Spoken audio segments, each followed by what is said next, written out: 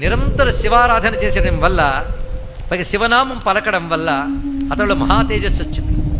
అందుకే గ్రహదోషంబులు దుర్నిమిత్తములు నీ కళ్యాణ నామంబు ప్రత్యహమున్ పేర్కొను ఉత్తమోత్తముల బాధింపగా నోపుని దహనున్ కప్పగజాలునే సలభ సంతానంబు నీ సేవ చేసి హతక్లేశులు కారుగాక జనముల్ శ్రీ కాళహస్తీశ్వర అంటారు దుర్జటి మహాకవి. దీని అర్థం ఏంటంటే గ్రహదోషాలు అలాగే ఏవో దౌర్భాగ్యాలు అని ఏడవడం కాదయ్యా, నిత్యం ఎవడి శివారాధన చేస్తాడో వాడి గ్రహదోషాలు ఏమీ చెయ్యలేవు, దుర్నిమిత్తాలు ఏమీ చెయ్యలేవు.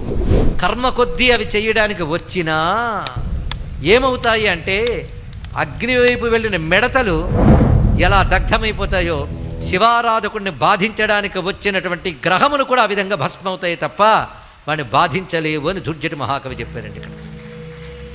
అంతే కదా, అలాంటి వాడి మీద ప్రతికూలాలు ప్రయోగించిన అనుకూలంగా మార్చేస్తాడు.